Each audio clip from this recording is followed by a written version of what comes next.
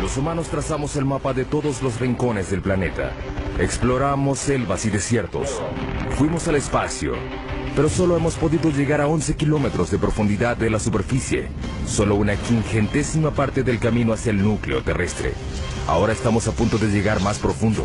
Haremos un viaje al corazón del planeta para alcanzar la última frontera, donde los árboles se abren camino a través de rocas para encontrar agua, donde formas extrañas de vida habitan ambientes mortales y se construyen rascacielos sobre la arena, donde las minas alcanzan el tamaño de una ciudad y donde fuerzas enormes siguen dándole forma a la Tierra. Acompañaremos a científicos, ingenieros y aventureros mientras investigan, exploran y desafían los misterios que yacen debajo. Viaje al centro de la Tierra. Para llegar al centro de la Tierra, hay que hacer un viaje de 6.437 kilómetros a través de los 3 distintos estratos subterráneos.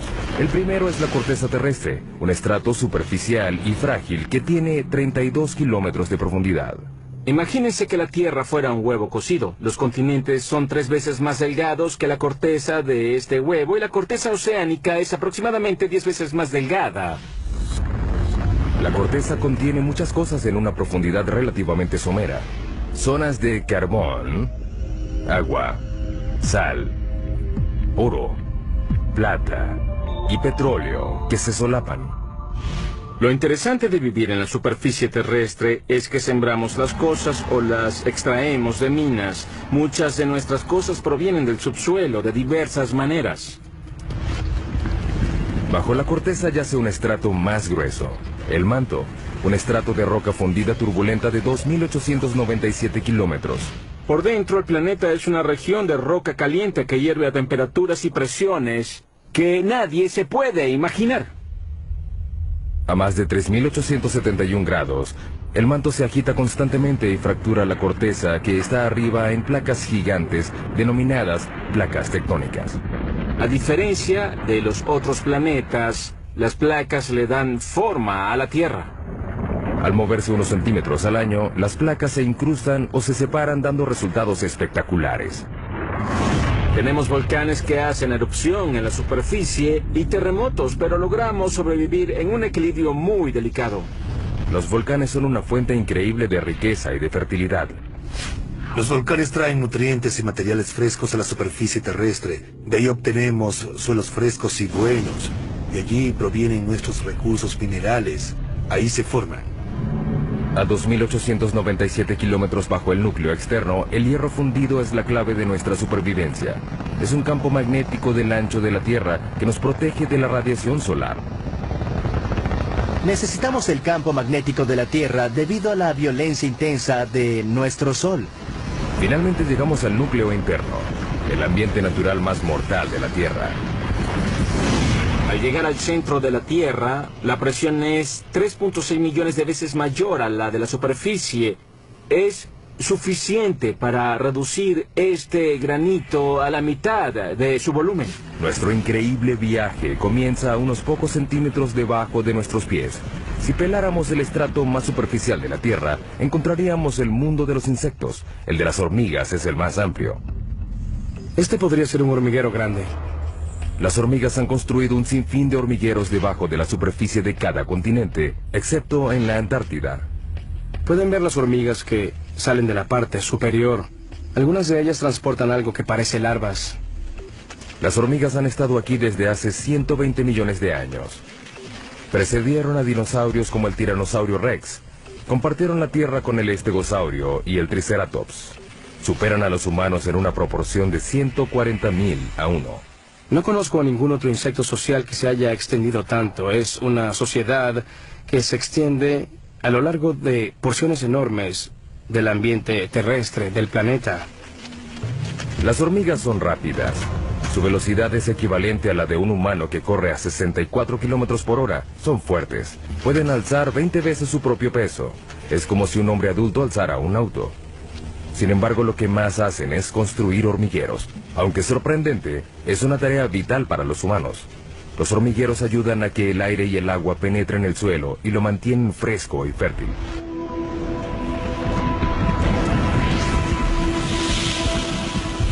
debajo de la zona de las hormigas, 2 metros bajo tierra. Londres, Inglaterra. A 2 metros bajo estas calles concurridas, yacen las venas y arterias que transportan las necesidades de la vida moderna. 45.000 kilómetros de gasoductos, 30.500 kilómetros de cables eléctricos, 64.300 kilómetros de cloacas, y el lugar de descanso final para millones de personas. La frase 2 metros bajo tierra se usa mucho para hablar de los fallecidos y enterrados, pero ¿de dónde proviene? Es una historia que data de 1665, en Londres. La ciudad sufría una epidemia de peste bubónica. En plena epidemia llegó a haber más de 7.000 muertos a la semana. El Lord Alcalde de Londres trató de detener la propagación de la enfermedad y ordenó que se excavaran las tumbas de las víctimas de la plaga al menos 2 metros bajo tierra. Se creía que los muertos infectaban a la gente sana y que al enterrarlos a 2 metros bajo tierra se podía contener la enfermedad. Luego, la gente supo que la plaga era transmitida en realidad por las pulgas que portaban las ratas negras. Finalmente, la epidemia de 1665 causó la muerte de 72.000 personas, 1 de cada 6 londinenses. La ciudad no descansó hasta que el gran incendio de Londres acabó con las ratas el año siguiente. Sin embargo, la tradición de enterrar los muertos a esa profundidad se extendió por todo el mundo.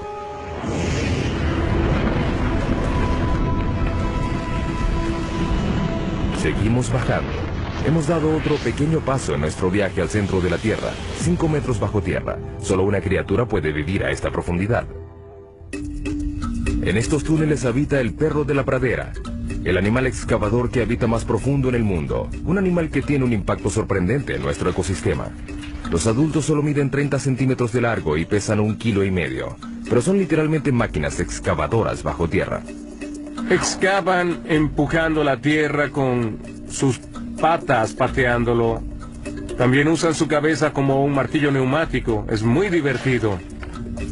Las madrigueras tienen hasta 5 metros de profundidad y más de cientos de metros de longitud. Son más grandes que un campo de fútbol. Además son muy complejas. El diseño tiene un sistema sofisticado de aire acondicionado. Hay 2 entradas a diferentes alturas que crean un vacío parcial, que hace que el aire entre por la entrada más baja y salga por la más alta. Es un sistema de madriguera muy complicado. No creo que se haya encontrado otro animal que tenga un sistema de madriguera tan complicado como este. Estas pequeñas criaturas tienen una importancia increíble para otros animales. Muchos animales dependen de los perros de la pradera para su supervivencia. Por ejemplo, estas madrigueras tienen un efecto significativo en la manera como el agua y los nutrientes circulan a través del ecosistema de las praderas. Ese pasto es más nutritivo. Las praderas se benefician de la presencia de estos perros. Sus excavaciones le llevan aire al suelo y su excremento ayuda a fertilizarlo. En el siglo XIX había más de 400 millones de perros de la pradera, pero los granjeros los consideraban alimañas y los eliminaban. Hoy quedan menos de 100 millones. Es una mala noticia para las áreas donde habitan. No son realmente parte del sistema de las praderas como lo eran hace 200 años, porque no hay suficientes para que tengan el impacto que se necesita para atraer a los búhos de madriguera o al bisonte. Por un lado, no son animales en peligro de extinción, pero las praderas, como deberían ser y como fueron hace 150 años, sí están en peligro. La próxima parada en nuestro viaje es a 15 metros de profundidad. En muchos lugares del mundo desaparecen las formas de vida superiores a esta profundidad. El suelo da paso a la roca. Comenzamos a encontrar carbón. El carbón se formó hace 300 millones de años. Fue un proceso que ocurrió una sola vez. El clima era más caliente y más húmedo que el actual. En las regiones ecuatoriales de la Tierra predominaba un pantano gigante. Los árboles caídos y la vegetación se descomponían en el suelo cenagoso y los sedimentos superiores los comprimieron en rocas. Hoy, el carbón genera 1/3 de la electricidad mundial. Se producen 7 billardos de toneladas al año. Los campos de carbón más grandes del mundo están en China, Rusia y los Estados Unidos. El estado de Pensilvania produce el 1% del suministro mundial. El pueblo de Centralia en Pensilvania una vez tuvo 1500 habitantes. Era una comunidad idílica de un pueblo pequeño. Podrías ir de un lado a otro y conocer a todos. Es un buen estilo de vida. Hoy es un pueblo fantasma por culpa de un accidente inesperado. En 1962 incendiaron a propósito la basura en un relleno sanitario al lado del cementerio del pueblo. Querían limpiar el vertedero del pueblo, incendiaron la basura y el incendio se extendió por una abertura en este laberinto de unas minas profundas de carbón que habían sido abandonadas. El incendio alcanzó una profundidad de 15 metros y se extendió por 2 kilómetros cuadrados. El área de una parte de Manhattan, y aún no se ha acabado. La antracita es el carbón que activa el fuego. Es un combustible lento y rico en carbono. Al ver la orientación del lecho de roca, se puede notar que se hunde de esta manera, creando un valle sinclinal. En la región de Antracita, la mayor parte del carbón se encuentra en el valle. A 649 grados centígrados, el punto de fusión del aluminio, el incendio consumió el suelo y la roca hasta que no quedaron bases.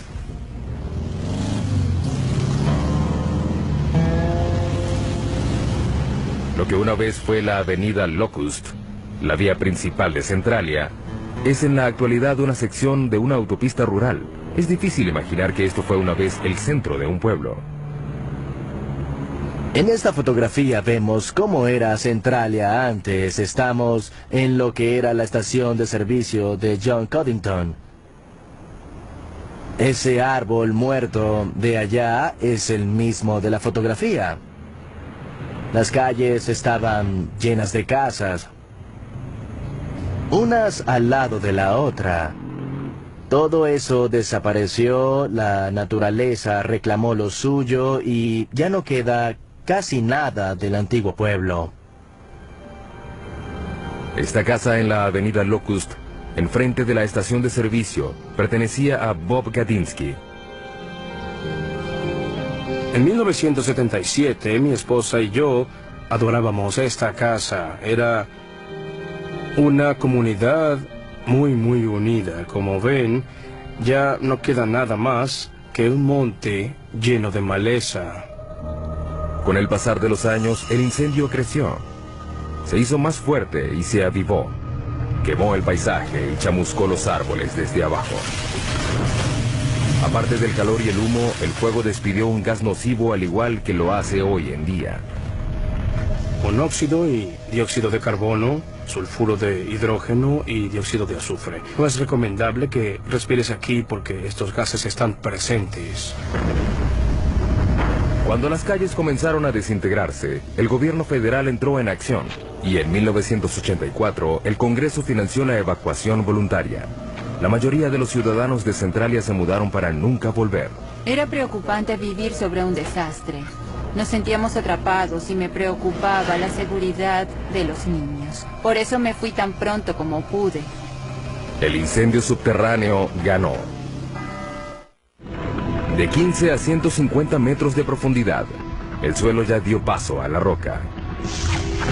Esta es la zona de construcción, el estrato donde nacen los proyectos de construcción más grandes del mundo.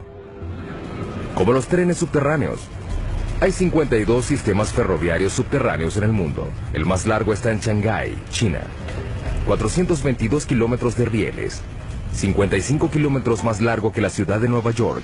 Sin embargo, el tren subterráneo más profundo del mundo está en San Petersburgo, Rusia, a 100 metros bajo tierra, la altura de la Estatua de la Libertad. Tradicionalmente los túneles se excavaban así, o así. Ahora usan esto. La máquina perforadora de túneles, también conocida como MPT. Las MPT se usaron por primera vez en 1956 para excavar la cloaca del río Humber en Toronto. La máquina mide 122 metros de largo, su cabeza cortante mide 15 metros de diámetro y gira 3 veces por minuto para cortar la roca. Se usa un láser para mantener el rumbo. A medida que las MPT avanzan, se instalan anillos de acero y placas revestidoras de concreto. Las MPT son como fábricas móviles. Por el frente cortan la roca y por detrás dejan un túnel acabado. La MPT es el secreto tras alguno de los megatúneles del mundo, como el túnel de base del Gotardo, que comunica a Suiza con Italia a través de la cordillera más alta de Europa, los Alpes. El punto más profundo del Gotardo está a 2.438 metros, por debajo de los picos de las montañas. Se extiende a lo largo de 58 kilómetros. Es el túnel ferroviario más largo del mundo. La construcción comenzó en 1996. Se necesitaron 4 MPT para perforar 2 túneles paralelos de manera simultánea, de un extremo a otro, a través de 24 millones de toneladas de roca.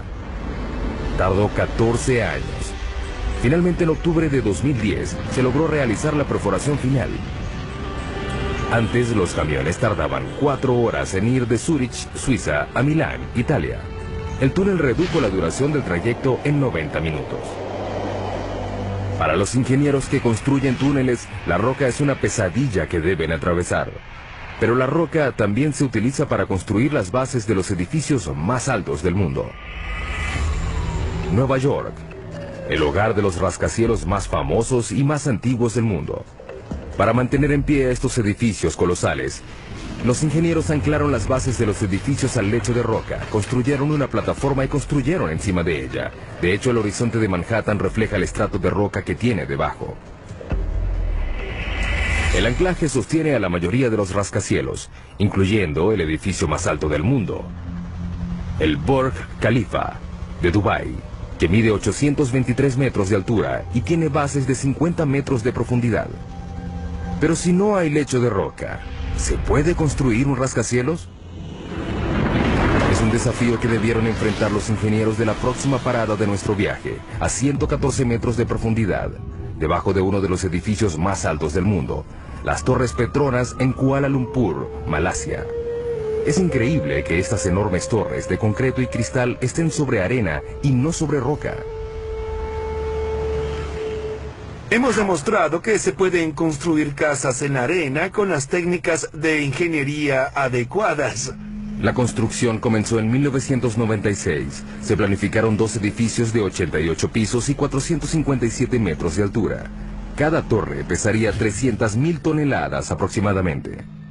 Al principio la idea era construir las bases en el lecho de roca, pero los topógrafos descubrieron que la roca bajo el lugar de construcción tenía pendientes pronunciadas. Era como un acantilado subterráneo de casi 183 metros. Si seguían construyendo, la mitad de las torres quedaría sobre el acantilado y la otra fuera de él. Un llamado al desastre. Si hubiéramos mantenido la posición original, ya no tendríamos torre. Se habría caído. El lugar de construcción era un área limitada en el centro de la ciudad. No había espacio para construir torres completamente sobre la roca. Decidieron más bien alejarlas del lecho de roca completamente. Eso implicaría que las bases tendrían que pasar por el suelo blando a un estrato de arena. Las bases se mantendrían en pie por fricción, la misma fuerza que mantiene un clavo en la madera. El clavo está arraigado a un pedazo de madera de la misma forma como estas pilas de fricción están clavadas en el suelo por debajo de la torre. El equipo de construcción puso manos a la obra. Debajo de cada torre hundieron 104 pilas a 4 metros de distancia entre sí. Era un bosque virtual de concreto y acero. Algunas de las pilas tienen 114 metros de profundidad. En 2011 son las bases más profundas de cualquier edificio en el mundo. La ingeniería subterránea logró lo imposible. 2 torres de 457 metros de altura construidas sobre arena. Desde hace mucho tiempo, los ingenieros han recurrido a la geología para guiarse en su trabajo, pero la geología puede ser impredecible. El término roca da la impresión de que es algo fuerte, pero no siempre es el caso. La roca puede ser muy antigua. Esta roca tiene 1.6 millardos de años. Pero también puede ser vulnerable a un elemento muy simple: el agua de lluvia. A lo largo de millones de años, el agua de lluvia que cae sobre la roca hace que se deforme y se agriete. Estas fracturas pueden ser enormes. Aquí hay una gigante que se extiende por toda esta roca. Finalmente, el agua crea cavernas en las rocas por las que llega a inmensos lagos y ríos subterráneos. Más abajo, el agua satura la roca como una esponja. De hecho, puede haber entre 5 y 10 océanos de agua dentro de las rocas de la Tierra. El 99% del agua dulce líquida del mundo yace en el subsuelo. Las reservas más grandes están en China, Rusia, África y Estados Unidos. El acuífero Ogallala es el más grande de Estados Unidos. Se extiende desde Nebraska hasta Texas. Abarca 450.650 kilómetros cuadrados, el área de Suecia, y alcanza 150 metros de profundidad. Pero en muchos lugares del mundo, el agua subterránea se está acabando. Esto quiere decir que la gente, los animales y las plantas deben ir cada vez más profundo para obtenerla. La próxima parada de nuestro viaje es la raíz más profunda de un árbol a 122 metros de profundidad. Mpumalanga, Sudáfrica. En un precipicio ubicado sobre las claves de Eco, hay un pequeño bosque de higueras que tienen 150 años. Estas higueras han superado 2 retos: crecer sobre roca y sin ninguna fuente aparente de agua. Parecen sacados del Señor de los Anillos. Las raíces y las rocas no se mezclan. Los árboles normalmente crecen en suelo fértil. Sin embargo, el clima de este lugar es árido. Durante la mitad del año no llueve. Las higueras necesitan hasta 23 litros de agua diarios para sobrevivir y romperán las rocas para encontrarla. Las raíces de los árboles están programadas genéticamente para saber que hay agua debajo de ellas. La punta de la raíz segrega un lubricante llamado mucílago que suaviza el recorrido de la raíz. A medida que crece, la raíz explora la roca en busca de grietas y puntos débiles. Las higueras dependen de una sola raíz para encontrar agua. Esta llega muy abajo. La pregunta es, ¿qué tan abajo? Nos deslizamos hacia las profundidades de la Tierra. Cuanto más abajo, más duro es el camino. Es increíble lo que hace la madre naturaleza, solo para encontrar agua. Pero la raíz de la higuera es escurridiza. Esperemos encontrar algo más adelante. Finalmente, Burroughs encuentra algo. ¡Oh, al fin! A 37 metros de profundidad vemos la primera señal de una raíz de higuera real. La raíz tarda 70 años en llegar tan profundo. Una vez que encuentra humedad, termina su viaje. La raíz se encuentra en el fondo a 122 metros de profundidad. Estamos viendo la raíz más profunda que conozca el mundo. Está bombeando agua debajo de mi mano mientras nosotros conversamos. La está bombeando hacia la higuera. Hasta la superficie. Hemos pasado por mamíferos subterráneos, túneles hechos por el hombre y las raíces más profundas hasta llegar a la zona mineral. Las rocas están conformadas por minerales. El hombre ha explotado la riqueza mineral de la Tierra por más de 40.000 años. Pero ¿qué hacemos cuando una mina llega al final de su vida útil? Algo completamente inesperado, como lo demuestra nuestra siguiente parada en el descenso al centro de la Tierra. Sala, Suecia, 152 metros de profundidad. En 2006, los suecos convirtieron una antigua mina de plata en una de las habitaciones de hotel más profundas del mundo. Está amoblada en plata con un comedor exclusivo. Sin embargo, el baño más cercano está en la superficie. La temperatura ambiente es de unos fríos 4 grados. La mina de plata que aloja esta habitación fue clausurada en 1908. Durante 400 años, los mineros extrajeron 40.000 toneladas de roca, casi toda a mano. En el siglo XIX, esta era la mina más importante de Suecia. Hoy en día, la herencia que dejaron los mineros se puede apreciar en los túneles y cavernas que se extienden en la oscuridad por 20 kilómetros. La idea de la habitación de hotel surgió a partir del interés turístico creciente en la mina. La gente viene para dar un vistazo al pasado.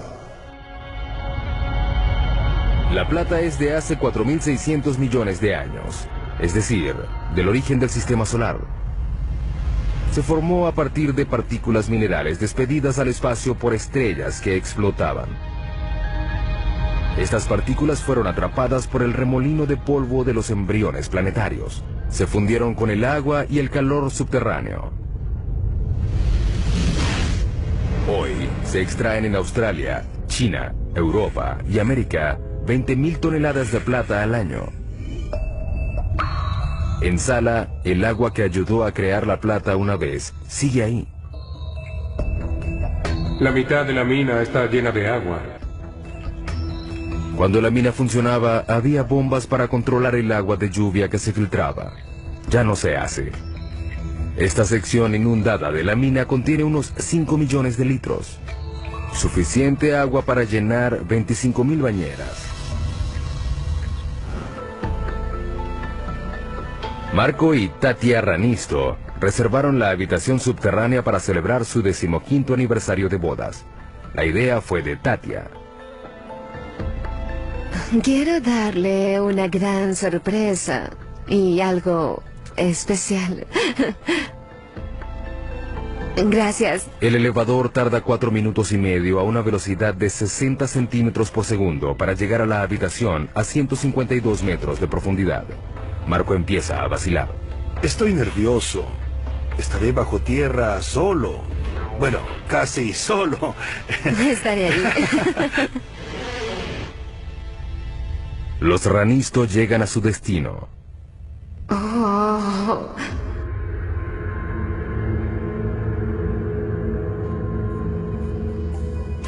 Puedo decir que es increíble. Marco seguía inquieto cuando se sentaron a cenar. Solo me falta el valor para dormir aquí. Al final logra pasar la noche. Una noche inolvidable. El agua subterránea es el agente principal de cambio en el subsuelo. No solo reacciona químicamente con los minerales, sino que también crea minerales como la plata. El agua puede derretir la roca, literalmente. Ciudad de Guatemala, 2010. Un temblor repentino hace que la mampostería se derrumbe. Cuando el polvo se despeja, solo queda un hueco gigante de 30 metros de profundidad y 20 metros de ancho. Desapareció una cuadra completa.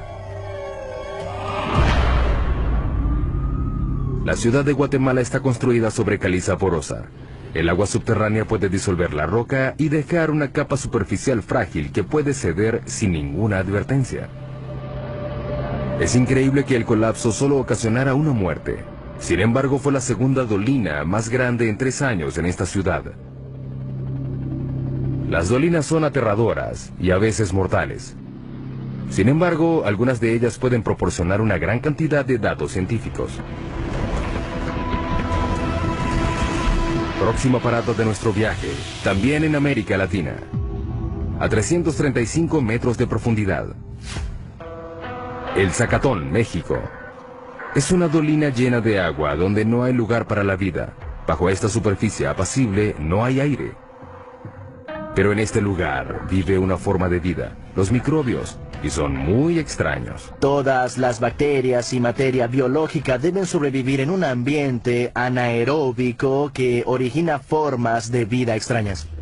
En 2006 la NASA envió un equipo a estudiar los microbios del Zacatón. El primer paso fue descubrir cómo era el interior de la dolina. No sabíamos cuán grande era ni cómo era. Era algo completamente desconocido. Por eso llegaron con una nueva tecnología, un robot en forma de huevo, diseñado para llegar a donde las ondas no pueden. Lo llamaron Profundidad X. Puede ir en todas direcciones, hacia arriba, hacia abajo, a la izquierda, a la derecha. Puede girar y hacer cualquier movimiento necesario para abrirse camino a través de un ambiente tridimensional. Profundidad X mide 2 metros de ancho y 1,5 de profundidad. Es del tamaño de una moto de 4 ruedas. Lo que lo hace especial es que no se maneja a control remoto, se conduce solo. Una vez que desciende por debajo de la superficie, queda por su cuenta. Durante ese tiempo, debe tomar sus propias decisiones. Para ver, el robot cuenta con un sonar. Esta tecnología se desarrolló en el siglo XX para hacer rebotar ondas sonoras en las paredes y piso de la dolina. El robot crea constantemente en su memoria un mapa tridimensional actualizado como un murciélago que vuela en una cueva oscura. Profundidad X fue el primer robot en tener la capacidad de pensar por sí mismo. Bien sea crear el mapa, decidir tomar una muestra o regresar a la superficie, son decisiones que el robot debe tomar. Luego de sumergirse 50 veces, Profundidad X se conoce todos los rincones y ranuras. La gente se pierde en las cuevas y no sabe si está en la segunda o tercera intersección. Un robot con Profundidad X hace un buen trabajo al distinguir estas situaciones confusas, mejor que las personas en algunos casos. En poco tiempo, el Zacatón reveló sus secretos. Sabemos que es caliente, tal vez hay manantiales que alimentan el Zacatón. La sorpresa más grande fue el descubrimiento de 100 tipos de bacterias, incluyendo 6 nuevas especies de un microbio llamado Archaea, que tiene un estilo de vida extraño. Viven del azufre. Una de las arqueas tenía azufre en su organismo, metabolizaba el azufre del agua y lo utilizaba como una fuente de energía. El descubrimiento confirma que no todas las formas de vida requieren condiciones como las de la Tierra. Tal vez algún día un descendiente de Profundidad X haga un viaje al espacio. Veremos a estos exploradores ir a lugares donde la gente no puede llegar. A un lugar como la luna de Júpiter, Europa, en busca de vida similar en otro mundo. América Latina y México en particular están llenos de dolinas. La provincia de Yucatán tiene más de 3.000 dolinas. Algunas están llenas de agua y otras no, pero nada se compara a nuestra próxima parada. El abismo vertical más profundo del mundo. El sótano de las golondrinas.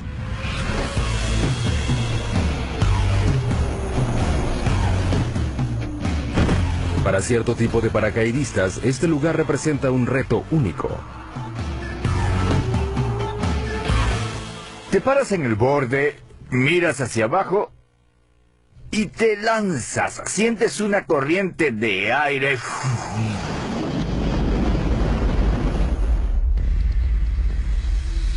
427 metros de profundidad, 38 metros de ancho en la parte superior.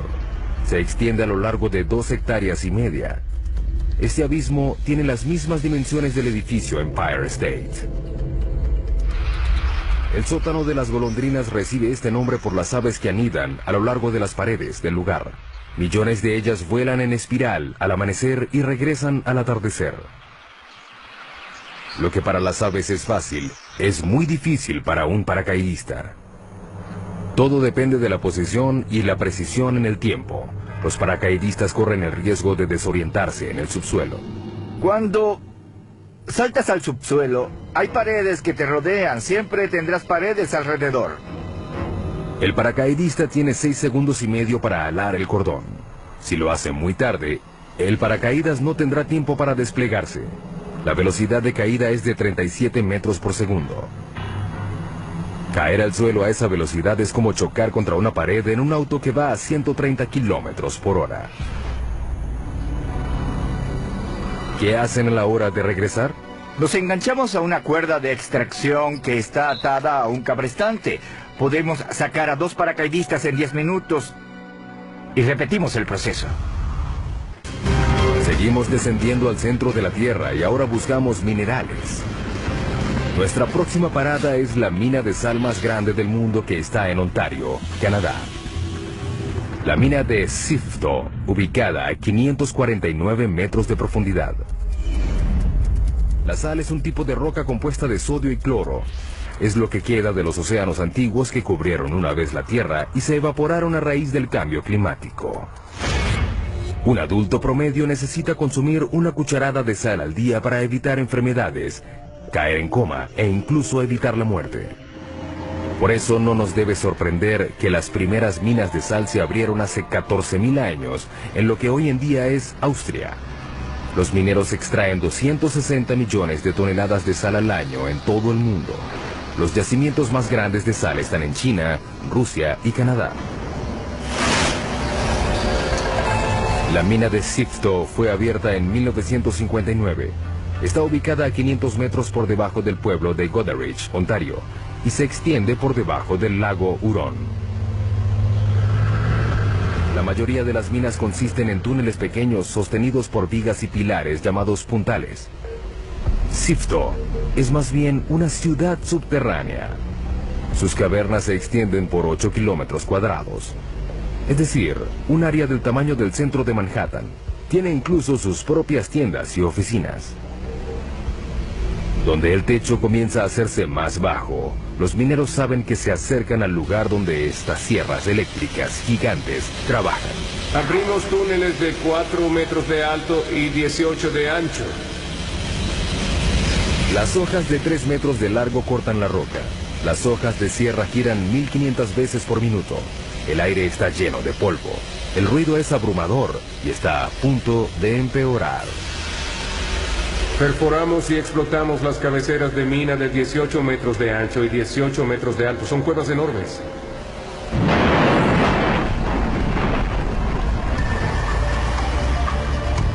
Camiones gigantes transportan la roca recién cortada a la mandíbula de un triturador hambriento. Los camiones descargan la roca a una velocidad de 10 veces por hora, 24 horas al día, 7 días por semana. En los 4 minutos que le toma al monstruo triturar la carga, pedazos de roca de 1/4 de tonelada se reducen a granos gruesos. La correa transportadora la lleva a compensación y descarga. Es un tanque grande que llena los baldes de sal que suben y bajan. Así sacamos la sal. Este gran tanque es de gran beneficio para nosotros. La tolva permite que todo el procedimiento se realice en el subsuelo. Se extraen entre 24 y 26 mil toneladas al día. Y podemos incluir más incluso. Esta mina produce diariamente suficiente sal para la mitad de la población mundial. Sifto cree que puede mantener esta producción durante otros 250 años.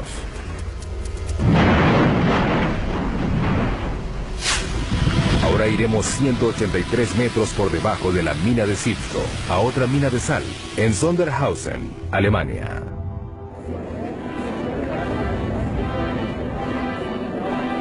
En esta mina se realiza un evento deportivo muy extraño. El maratón más profundo del mundo. Correr bajo tierra. ¡Qué locos! Correr en un maratón subterráneo es una experiencia muy diferente a correr en la superficie. No te sientes libre. En el bosque se siente el viento, pero en el subsuelo no. Las condiciones son extremas. Por ejemplo, la temperatura. Por cada 18 metros que bajas en la corteza, la temperatura sube 1 grado. La razón de esto se remonta a hace 4.600 millones de años, al origen de la Tierra. La mezcla de los remolinos de gases y de partículas que formaron el planeta tenía polvo cósmico radioactivo. Cuando se comprimió en roca, liberó su energía radioactiva como calor y aún lo hace. Trabajar en esas condiciones es muy difícil, pero correr es peor. A una profundidad de 732 metros, los atletas deben tolerar una temperatura de 27 grados. Hace mucho calor. Estamos cerca del infierno. 40% de humedad. El aire no es fresco. Ese es el mayor problema. Y un recorrido muy difícil. La carrera se realiza en un circuito irregular que sube y baja 213 metros en cada vuelta.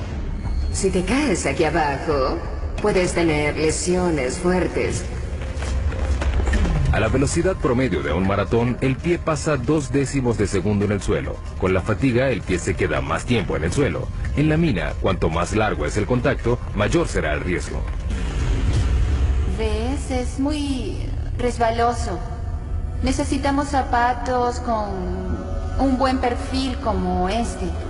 Estos tienen un perfil alto, pero podría ser más alto. Necesitas unos zapatos de clavos. Con muchos. Es inevitable que este suelo traicionero tenga una víctima. No se sabe por qué los atletas corren el riesgo de competir en estas condiciones peligrosas. Si les preguntan, todos responden lo mismo. Por placer. Creo que es el maratón más difícil del mundo. ¿Quién puede decir que corrió en un maratón a 610 metros bajo tierra? Luego de pasar medio día bajo tierra, los atletas pueden regresar a la superficie. El calor húmedo, el aire seco y las demás condiciones difíciles son solo temporales. Sin embargo, para los 33 mineros chilenos no fue fácil salir en 2010, cuando el techo de uno de los túneles de la mina de cobre colapsó y quedaron atrapados a 732 metros. Los mineros tuvieron que soportar 27 grados centígrados, un aire denso y lleno de polvo de roca, oscuridad y aislamiento. No sabían si lograrían salir. Tuvieron que perforar una roca volcánica dura llamada basalto para abrir el hoyo de rescate. Pero esta roca se caracteriza por sus deslizamientos súbitos. Con el temor de provocar otro colapso, equipos de todo el mundo llegaron a Chile a perforar el hoyo de rescate con la última tecnología.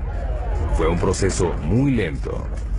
Luego de 69 días, los 33 mineros fueron rescatados, uno de los rescates mineros más grandes de la historia. Nos acercamos a los lugares más profundos a los que ha llegado el hombre. Este es el laboratorio científico más profundo del mundo. Hay mucho que hacer aquí. El observatorio Sudbury Neutrino, o Snow Lab, queda a 2 kilómetros por debajo de la región central de Ontario. Hay 2 experimentos en curso, uno que está en la etapa final de la puesta en marcha y otros 3 grandes experimentos que están en construcción. Los científicos de Snow Lab están buscando algo que solo se puede ver a 2 kilómetros de profundidad. Unas partículas diminutas de materia cósmica denominadas neutrinos. Son tan pequeñas que 200 cuatrillones de ellos cabrían en un grano de arena. 200 cuatrillones tiene 26 ceros. No es de sorprender que los neutrinos sean muy livianos. Son partículas increíblemente livianas que normalmente pasan inadvertidas por la Tierra. Los científicos descubrieron los neutrinos en 1956. Están por todo el universo. Para poder ver algo tan pequeño, hay que filtrar los rayos gamma, los rayos X y la radiación ultravioleta que bombardean continuamente la Tierra desde el espacio. Hay que probar que no haya radiación convencional que interfiera en las señales que estás esperando, y para ello se necesita mucha protección radiológica. Por eso el laboratorio está a esa profundidad. Estos rayos cósmicos imposibilitan las mediciones de los neutrinos, que son muy sensibles. Los 2 kilómetros de roca por encima de nuestro laboratorio reducen estos rayos cósmicos por un factor de 10 millones. Para encontrar algo tan pequeño como los neutrinos, se necesitan equipos muy grandes. Cuando buscas una partícula, tratas de aumentar las probabilidades de verlo. Los túneles y cámaras intercomunicados del Snow Lab se extienden por un área de 7.247 metros cuadrados. Es el tamaño de 6 piscinas olímpicas juntas. Parece una estación espacial y no un laboratorio subterráneo. La construcción del laboratorio tardó 18 años y costó aproximadamente $70 millones. Los neutrinos dejan una estela fugaz de luz cuando pasan a través de ciertas sustancias. Esta caverna una vez tuvo 60.000 toneladas de roca. Ahora aloja a esta esfera de 12 metros. La esfera contiene 757 litros de agua pesada. Es un tipo de agua natural que es más sensible a los neutrinos porque su peso molecular es mayor. El neutrino causa una reacción que genera luz. Esta luz reacciona con los fotodetectores. Así podemos descubrir su energía y su dirección. Es difícil llegar al laboratorio a esa profundidad. El elevador desciende a 640 metros por minuto. Luego hay que caminar un trecho de 1,5 kilómetros. La temperatura ambiente es de 27 grados. Es muy caliente por la presión que hay a esa profundidad. Alrededor de ellos la roca está presionada a 551 bares. 500 veces más que la presión de aire en la superficie. El reto para abrir el laboratorio fue crear un ambiente puro bajo tierra. Mantenemos las fuentes de polvo y contaminación al mínimo, limpiando constantemente. Al entrar, los científicos deben someterse a un proceso riguroso de descontaminación para eliminar el polvo que pudiera arruinar los delicados experimentos. Tenemos que quitarnos todo lo que llevamos puesto en la mina. Ducharnos y ponernos ropa limpia que nunca haya estado expuesta a polvo de la mina. Aparte del polvo, la gente siempre despide desechos minúsculos por sí sola. 600.000 partículas de piel por hora. 100 hebras de cabello al día. Todo eso puede comprometer el trabajo del laboratorio. Una vez adentro, los científicos deben someterse a más procesos de limpieza y revisión. Hasta las cloacas del laboratorio están limpias. Tratamos todos los desechos del baño y todas nuestras aguas residuales que provienen de la lavandería y las regaderas. Tienen bacterias especiales que reducen los desechos de manera orgánica y ni siquiera huelen. Nos gusta pensar que tenemos los inodoros más profundos del mundo. Es una comodidad que les agradaría a los exploradores subterráneos de nuestra siguiente parada en el viaje al centro de la Tierra. La madre de todas las cuevas a 2 kilómetros de profundidad.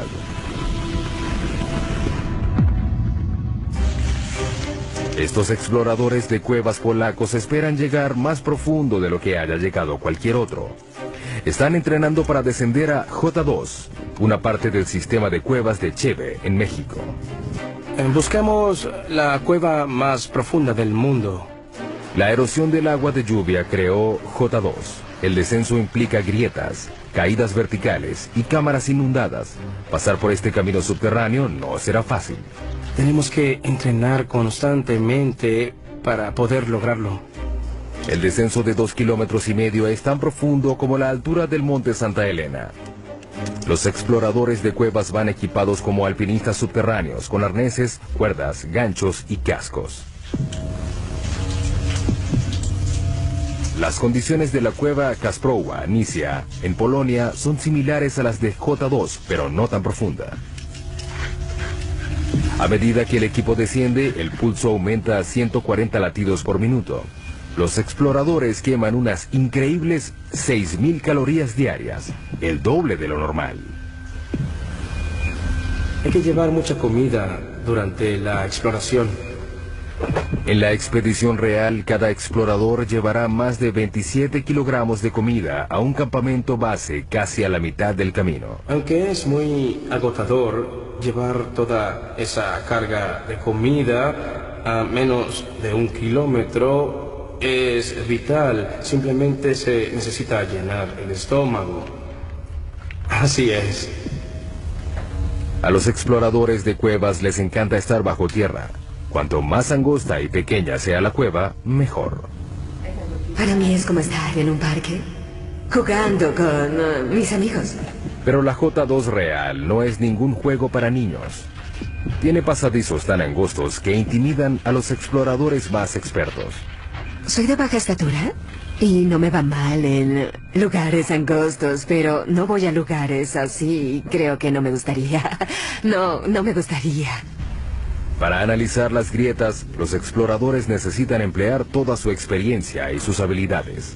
Si caes 20 centímetros más allá, te quedas atascado en la grieta.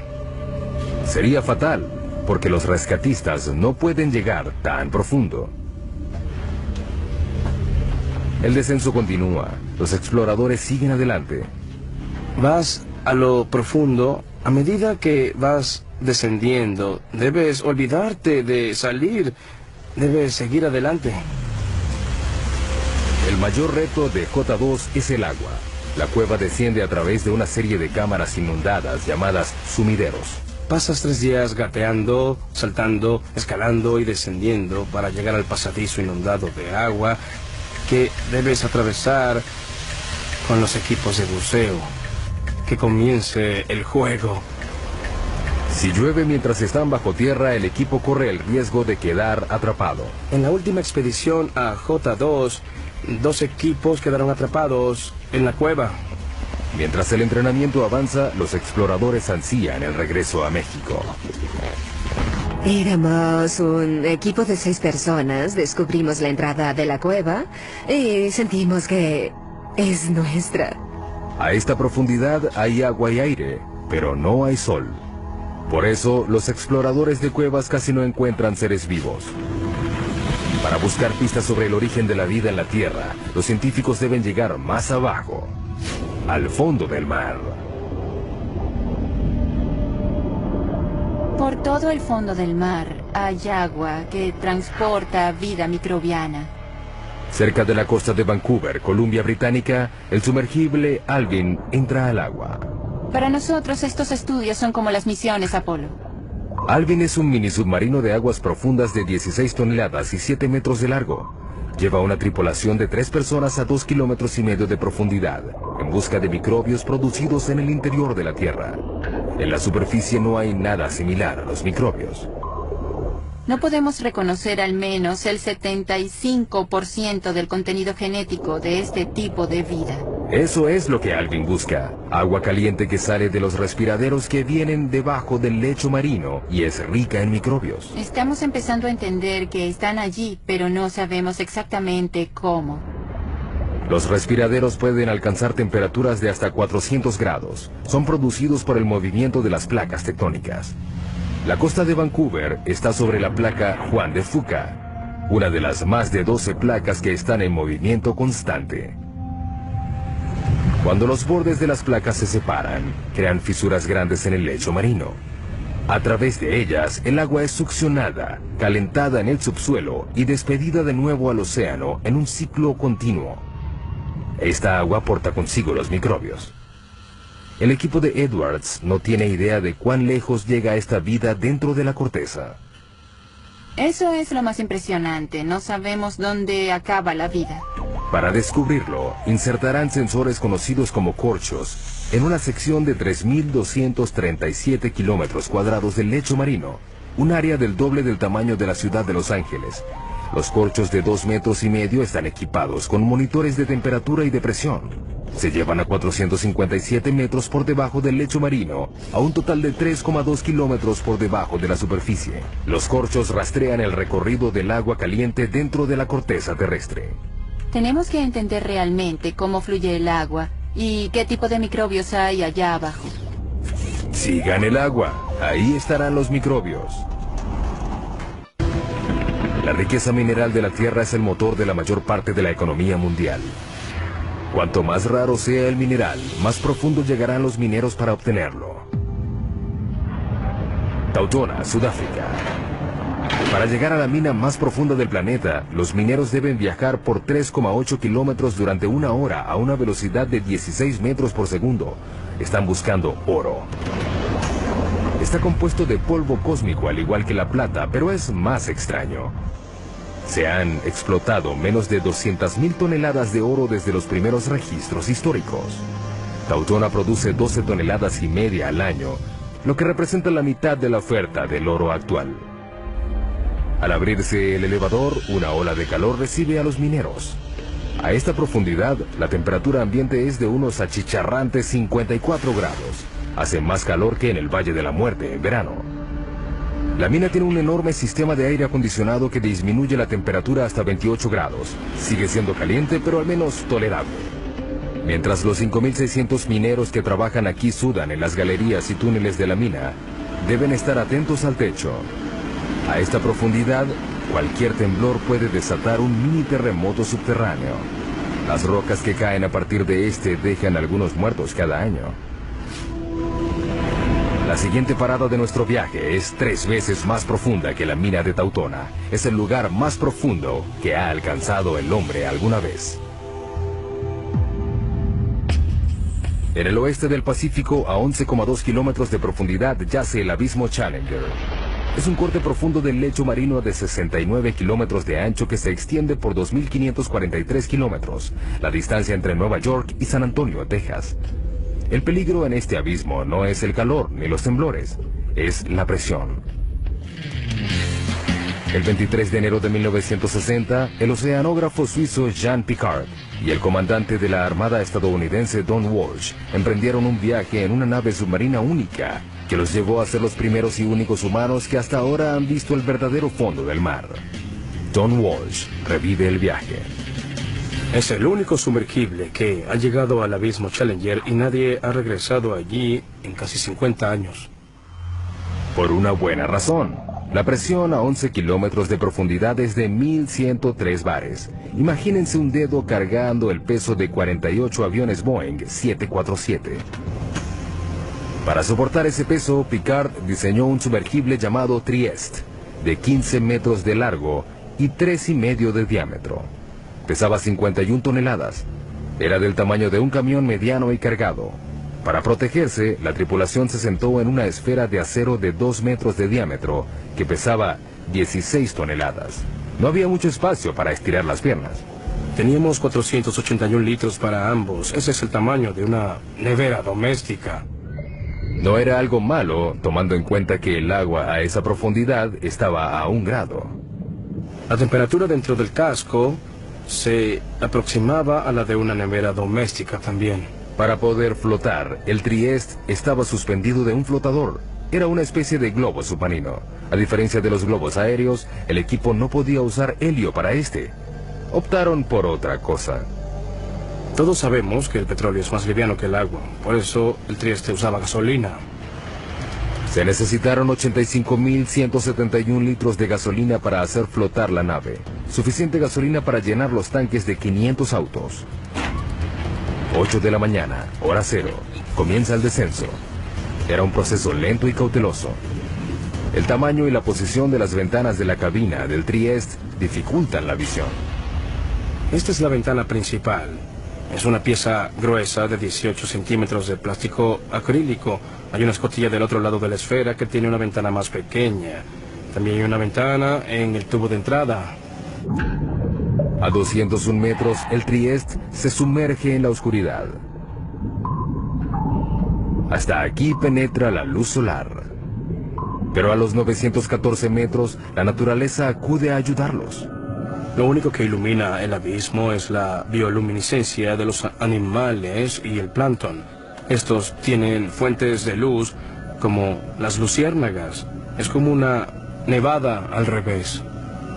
Transcurre otra hora. Luego ocurre un problema. Hubo un ruido fuerte a los 6 kilómetros. A 6 kilómetros bajo el agua, Walsh hace una prueba diagnóstica. Oímos el ruido y verificamos todos los medidores que teníamos. Todo parecía bien, así que seguimos el camino. Pero de repente vio algo. Miré a la ventana de la escotilla y vi una grieta así en la ventana. La tripulación está a 2 centímetros de una muerte segura. Si la ventana interior se hubiera roto, habríamos muerto de manera instantánea porque la presión a 6 kilómetros de profundidad es como 690 bares. La muerte habría sido inmediata, no nos habríamos enterado. Pero la ventana soporta. Deciden continuar. Luego de casi 5 horas, el Trieste llega finalmente al fondo. Walsh ve algo increíble. Antes de aterrizar, vimos un pez blanco. Los vertebrados no deberían sobrevivir a esta profundidad.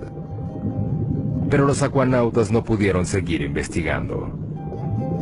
Cuando aterrizamos, levantamos una nube de sedimentos que se quedó ahí durante unos 20 minutos. El limo del lecho marino los cegó. Era como estar en un vaso de leche. No tuvieron otra opción. No podíamos ver nada ni tomar fotos. No se despejaba, así que decidimos regresar a la superficie. Para que el Trieste pudiera regresar, Walsh controlaba el peso quitando el lastre. Teníamos 2 tinas de lastre llenos de bolas de acero. Al fondo de la tina había un electroimán. Las esferas seguían en la tina cuando el imán estaba encendido. Al quitarles la electricidad, salían. Con el movimiento de un interruptor, el Trieste inició su ascenso a la superficie y a la historia. 11,2 kilómetros es el límite de la exploración humana. Estamos a 1/3 de nuestro viaje a través de la corteza terrestre. El hombre se retira y entran las máquinas.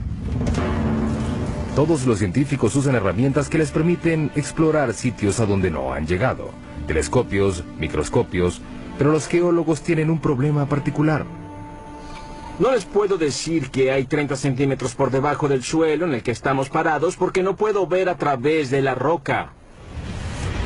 La solución parece obvia: perforar y mirar. Pero ese enfoque está minado de problemas.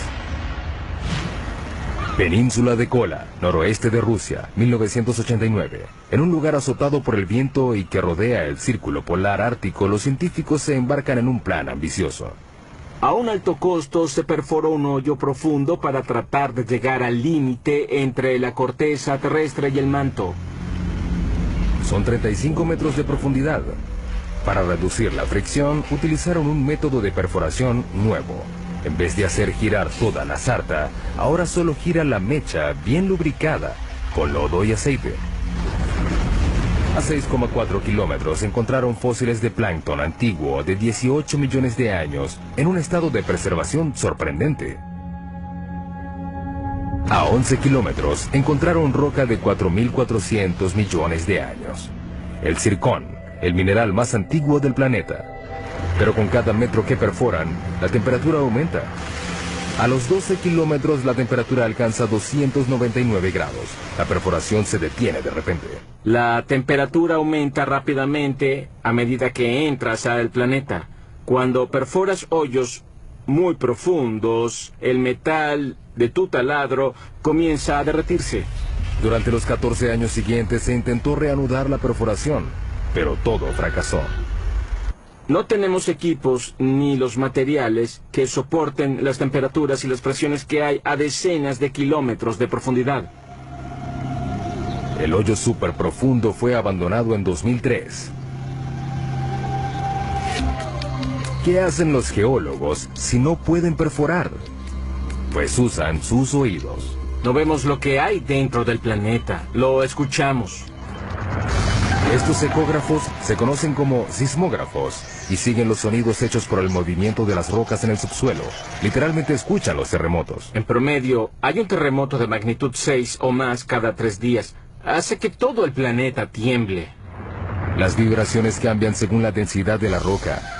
Estos son datos que los geólogos pueden leer. Hemos podido crear imágenes tridimensionales de todo el planeta mediante el seguimiento de miles de sismos hechos con miles de sismógrafos durante muchos años.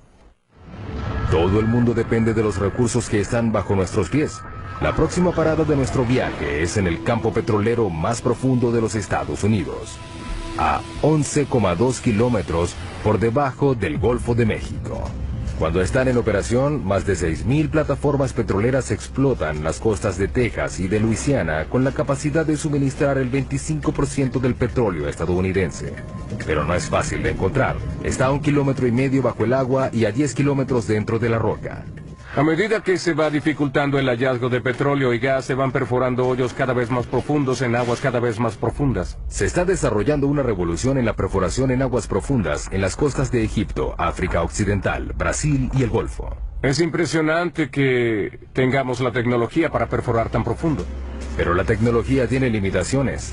En la primavera de 2010, una plataforma llamada Deepwater Horizon perforaba un pozo relativamente somero de 7 kilómetros de profundidad en el campo Macondo, a 80 kilómetros de la costa de Luisiana. 20 de abril, 10 de la noche, la plataforma es sacudida por una explosión. A 56 kilómetros de distancia se avista una bola de fuego. Mueren 11 trabajadores petroleros y hay 17 heridos. En el lecho marino a 1,5 kilómetros, el cabezal de pozo roto descarga hasta 60.000 barriles de petróleo diarios. Un barril tiene 159 litros. Es como 450 camiones cisterna al mar. Aproximadamente se derramaron 5 millones de barriles de petróleo. Ha sido el peor derrame petrolero en Estados Unidos. ¿Pero qué fue lo que sucedió? Deepwater Horizon ya había perforado pozos a 11 kilómetros del fondo del campo petrolero del Golfo durante el otoño anterior, en otro lugar. En comparación, la perforación en Macondo era casi rutinaria, pero las apariencias engañan. El Golfo es uno de los lugares más difíciles de perforar. La plataforma continental, en 1,5 kilómetros, se transforma de manera abrupta en una serie de arrecifes pronunciados, valles con cañones y volcanes de lodo de hasta 152 metros de altura. La geología es muy complicada. El petróleo debajo de este lecho marino accidentado se extiende por una grieta de roca de 35 millones de años y 244 metros de grosor. Está atrapado bajo una presión enorme, 100.000 veces mayor a la superficie. El peso de la roca superior presiona hacia abajo. Eso aumenta muchísimo las presiones en el fondo del pozo. Además de la presión, los perforadores se pueden encontrar con bolsillos potencialmente peligrosos de gas metano congelado, conocidos como hidratos. Si perforas uno por accidente, puede ser un gran problema. Al calentarse por la fricción de la perforación, el metano explota en el pozo y libera cantidades enormes de volumen de petróleo. Muchos investigadores le atribuyen la causa de la tragedia del Deepwater Horizon a un bolsillo de metano congelado. La tecnología convencional de barrido no siempre puede identificar estos bolsillos. Es un desafío para la exploración petrolera. La gente no sabe cuánto porque es muy difícil crear la imagen sísmica. Ahora despliegan una nueva generación de sensores de lecho marino para ayudar a detectar el gas congelado antes de que se convierta en una amenaza. Lo lanzamos al agua por un lado del barco y dejamos que se hunda hasta el fondo del mar con un ancla de concreto pesado. Se queda allí durante varios días o varios meses. A diferencia de los sismógrafos convencionales, este sensor de lecho marino no mide las ondas sonoras generadas por el movimiento de las placas tectónicas de la Tierra, sino que detecta la electricidad. Medimos las propiedades electromagnéticas del lecho marino y su conductividad eléctrica. La electricidad proviene del campo magnético de la Tierra. Cuando encuentra radiación solar en la atmósfera superior, genera una corriente global dentro de la corteza que alcanza el núcleo externo. Sin embargo, es débil. Medimos menos de 1 nanovoltio en el lecho marino. Las señales que nos interesan son pequeñas. La corriente fluye a través de distintas rocas según la facilidad que tengan estas de conducir o resistir la electricidad. Mediante la medición de esta corriente, los sensores proporcionan una imagen más detallada de lo que hay dentro de la roca. Además, distingue un buen conductor eléctrico como el agua y uno malo como el petróleo. Esto es bueno porque evitas perder el tiempo perforando un pozo de agua salada que te cuesta $100 millones. Igual que el petróleo, los hidratos de metano son malos conductores, pero existen a profundidades someras por debajo del lecho marino. Para encontrarlos, hay que darles una descarga eléctrica a la Tierra. Eso es lo que este instrumento que tengo delante trata de hacer. Lo llaman SUESI, las siglas en inglés de Instrumento Submarino de Fuente Eléctrica Scripps. Utiliza un suministro de 2000 voltios, con una corriente de hasta 500 amperios, un mini rayo que es 5 millones de veces más fuerte que el que se necesita para matar a un ser humano. Lo llevamos muy cerca del lecho marino a través de un cable por la parte de atrás de nuestro barco de investigación. Lo alimentamos con electricidad y genera una corriente eléctrica que se inyecta en el agua por una antena. Luego miden lo que reciben de vuelta. Una lectura somera que muestra que la roca es resistente a la electricidad. Quiere decir que contiene un bolsillo de hidratos. El tiempo dirá si el barrido electromagnético ayudará a reducir el riesgo de reventones en el mundo de los campos petroleros profundos. Mientras tanto, la técnica tiene muchos otros usos entre los geocientíficos. Es como poder ver dentro de un plato de sopa hirviendo y saber a dónde va todo. Y revela muchas cosas sobre el movimiento de rocas en el interior profundo de la Tierra. Con las imágenes de alta resolución de estos sismogramas, podemos detectar los detalles de lo que sucede dentro del planeta. Algo inimaginable hace 10 o 20 años. Estamos casi a la mitad de nuestro recorrido a la corteza. Casi 5 kilómetros más profundo que cualquier humano haya llegado. No es un lugar amigable. Aquí la roca está a 482 grados, suficiente para derretir el vidrio. La presión es 1517 bares y estamos buscando terremotos. En todo el planeta, las placas tectónicas se incrustan y se pandean en un movimiento lento y continuo a un promedio de 2,5 centímetros al año. La misma velocidad a la que crecen nuestras uñas. Sin embargo, ese movimiento puede ser devastador en la superficie. Enero 2010, Puerto Príncipe, Haití. Un terremoto de magnitud 7 sacude la ciudad. El sismo principal dura solo 10 segundos, pero las réplicas continuaron por 2 semanas. Después de esas 2 semanas, hay 230.000 muertos, casi 300.000 edificios destruidos y 2 millones de personas quedaron sin hogar. Es el cuarto terremoto más devastador de la historia. Los terremotos tienen un potencial de ser los desastres naturales más catastróficos. En Haití, la falla que causó este desastre solo tenía 64 kilómetros de largo y se movió solo 2 metros. Pero los temblores desataron fuerzas inimaginables. Hay mucha energía almacenada en la Tierra y sube a la superficie en forma de onda. El sismo movió la Tierra como una sábana en ondas de hasta 4 metros de alto. Cuando golpea la superficie, la onda se concentra allí, se refleja y regresa. Puede tener el doble de intensidad de la onda de ese lugar. Estamos en el Centro de Investigación de Ingeniería Sísmica de la Universidad de California en Berkeley.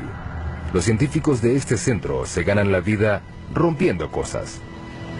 Estos son algunos de los modelos probados de las columnas esquineras. Pueden ver que están muy dañados.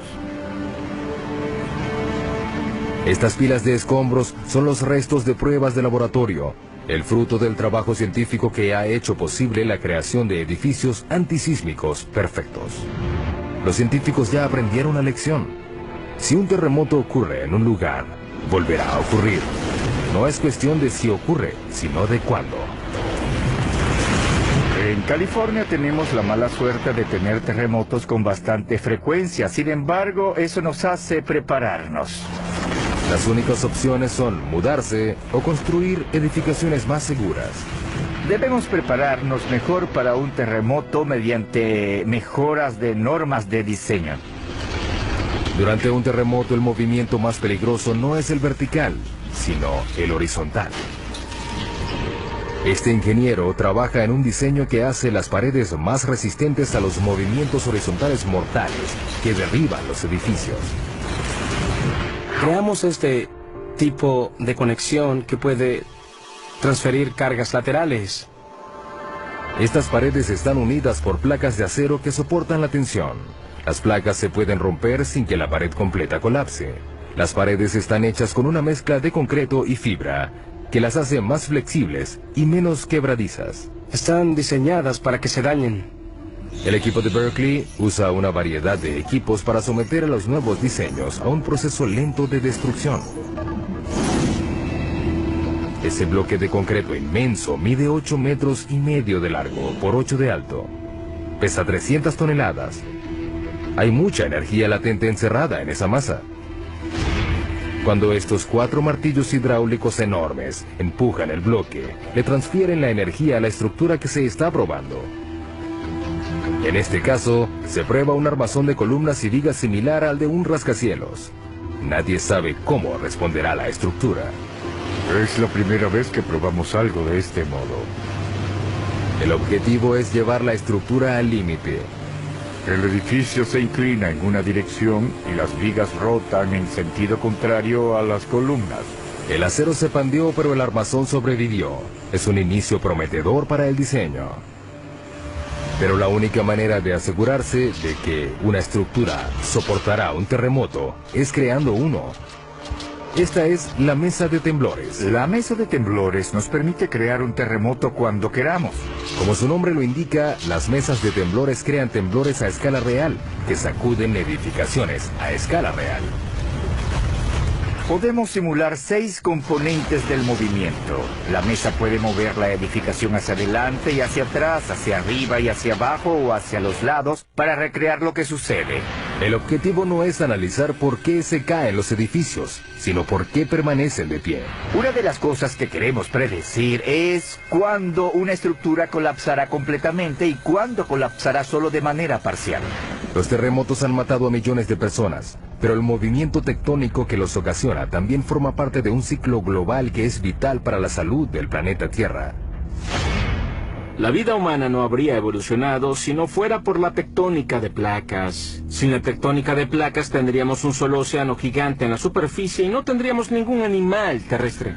El ciclo de creación de la superficie terrestre voltea virtualmente la Tierra. Esto es una amonita, un fósil que vivió en el fondo del océano. Lo impresionante de esta roca es que proviene de la base del monte Everest. Lo más impresionante de todo esto son las fuerzas que la trajeron a la parte de arriba del planeta, que debieron ser enormes e increíbles. La fuente de estas fuerzas yace aún más profunda que las placas tectónicas. Nuestra próxima parada en el viaje al centro de la Tierra. A 35 kilómetros de profundidad entramos al manto, una vasta región de 2.897 kilómetros, que contiene el 70% de la masa del planeta. Aquí la temperatura y la presión compiten para decidir cuál de las dos cambiará más a la roca. A 56 kilómetros de profundidad, la presión es 16.500 veces mayor a la de la superficie, más de lo que un humano puede soportar. Esta cámara a alta presión ilustra el impacto de una presión tan alta en un cuerpo humano desprotegido. La respiración se hace imposible rápidamente porque los pulmones colapsan y las costillas hacen una implosión. Solo 3 kilómetros más abajo, a 59 kilómetros, la presión aplasta y pulveriza nuestro cráneo. Pero la temperatura también aumenta gracias a la liberación de energía radioactiva en el manto. A 982 grados, el calor es suficiente para empezar a derretir la roca. Esta comienza a convertirse en algo llamado magma. El magma es lo que ocurre cuando la roca alcanza su temperatura de fusión y pasa de estado sólido a líquido. Puede fluir por largas distancias y luego es forzada a salir a la superficie terrestre. A medida que se filtra hacia arriba, el magma se mezcla con una variedad de sustancias que lo hacen más volátil. El magma es una combinación fascinante de roca fundida y gases disueltos como agua y dióxido de carbono. Justo debajo de la superficie, el magma se acumula en espacios vacíos en la roca que los científicos denominan cámaras. La cámara más profunda que se haya detectado está a 34 kilómetros por debajo de Oahu, Hawái. La mayoría está a 10 kilómetros de profundidad. Las cámaras se llenan lentamente de magma. A medida que aumenta la presión bajo tierra, el magma es forzado a salir hacia la superficie. Con el tiempo llegan al punto de explosión y causan las erupciones volcánicas. Una de las imágenes más potentes del interior de la Tierra es esos lugares donde el interior se vuelve superficie, como en los volcanes. 500 millones de personas en todo el mundo viven cerca de un volcán. Una sola erupción puede resultar catastrófica. Los volcanes pueden borrar en un momento lo que ha tomado decenas de millones de años en crearse. Las erupciones ocurren sin advertencia, su temperatura es mayor a 500 grados y son prácticamente indetenibles. Abril 2010. El volcán Eyjafjall hace erupción en Islandia. Liberó 99 millones de metros cúbicos de ceniza volcánica, suficiente ceniza para llenar 40.000 piscinas olímpicas. Una nube de cenizas de 9 kilómetros de alto se liberó. Se esparció por 1.800.000 kilómetros cuadrados, un área más grande que Alaska. La erupción hizo que se suspendieran los vuelos en el hemisferio norte durante 6 días que dejaron varados a más de 1 millón de pasajeros diarios. Los servicios normales tardaron un mes en reanudarse. En nuestro viaje al centro de la Tierra, nos acercamos al núcleo externo, una zona de 2.100 kilómetros de hierro fundido, atrapado entre el manto y el núcleo interno sólido. Para llegar aquí, hemos viajado a través de agua y roca, combatido con la temperatura y la presión, y revelado los secretos subterráneos que le dan forma a nuestras vidas. Pero nos queda un misterio por resolver. ¿Qué hace que la Tierra sea magnética? El campo magnético de la Tierra se extiende por 72.400 kilómetros en el espacio. Este protege al planeta de la fuerza completa de la radiación solar. Una sola erupción solar que dure 2 horas esparce 10.000 millones de toneladas de partículas radioactivas. Son suficientes para darle electricidad a Estados Unidos durante 10.000 años, o para evaporar nuestra atmósfera. Sin el campo magnético que las desvía, las partículas solares extinguirían la vida en la Tierra. Necesitamos el campo magnético de la Tierra debido a la intensa violencia de nuestro Sol.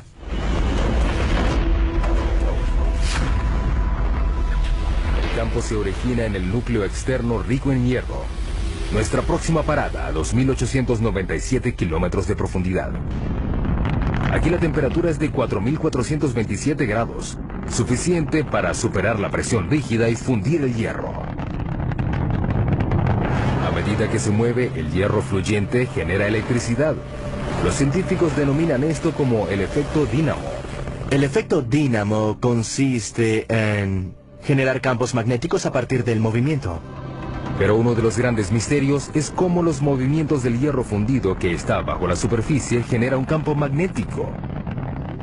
No sabemos cómo la turbulencia del metal líquido origina un dínamo. Es un movimiento de convención turbulento y desordenado. Esta esfera gigante puede darnos algunas respuestas. Es un modelo mecánico de la Tierra. Es parte de un experimento de la Universidad de Maryland que busca descubrir por qué la Tierra es magnética. La esfera tiene 7 metros de ancho, pesa 23 toneladas y rota a una velocidad máxima de 130 kilómetros por hora. Tratamos de obtener velocidades tan altas como sea práctico, para así intentar simular las condiciones del planeta. El núcleo externo está hecho del mismo material de la esfera, el hierro, un buen conductor eléctrico. El núcleo interno ya es magnético, pero es débil. Nadie sabe exactamente por qué, pero al igual que un dínamo gigante, la corriente que se mueve a su alrededor crea un campo magnético. Por supuesto, Lathrop no puede reproducir las condiciones reales del núcleo externo. No podemos ir al núcleo, por eso no podemos ver directamente qué sucede. Pero cree que puede aproximarse.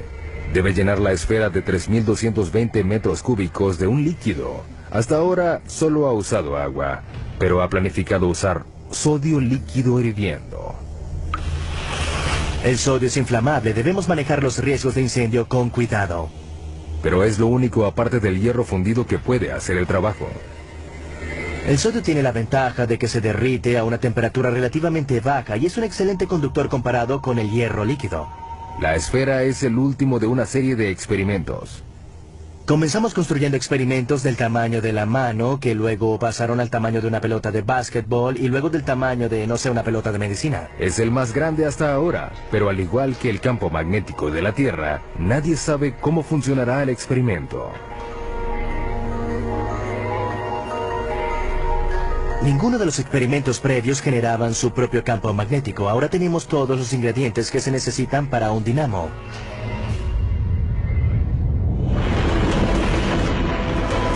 Casi 6.400 kilómetros de profundidad, llegamos al final de nuestro viaje, el núcleo terrestre. Es una masa de hierro de 2.400 kilómetros de ancho y un área superficial un poco mayor a la de América del Sur. La temperatura de este lugar no es tan caliente como la de la superficie solar, pero el peso de todo el planeta presionándolo hace que el hierro permanezca rígido. La presión es muy intensa, es 3,5 millones de veces más que la presión de la superficie. La misma convección que ayuda a generar el magnetismo también empuja el calor hacia la superficie, enfriando el núcleo en el proceso. A medida que la temperatura cae, el núcleo se solidifica lentamente. Un día no habrá suficiente roca fundida para crear un campo magnético. Pero el sol se apagará y destruirá la Tierra antes de que ese día llegue. Mientras tanto, el calor del núcleo ayuda a crear la lenta rotación del manto que renueva la superficie. Alimenta la química de nuestra riqueza mineral y genera el campo magnético que nos protege de un universo hostil. Las probabilidades de encontrar otro planeta como la Tierra son muy pocas. Hemos llegado al final de nuestro viaje a casi 6.400 kilómetros de profundidad. Vimos túneles que atraviesan montañas y minas del tamaño de una ciudad. Pasamos por incendios e inundaciones. Soportamos terremotos, volcanes y presiones que trituran nuestros huesos. Finalmente descubrimos el secreto más profundo de la Tierra, que lo que ocurre debajo es lo que realmente la mantiene viva.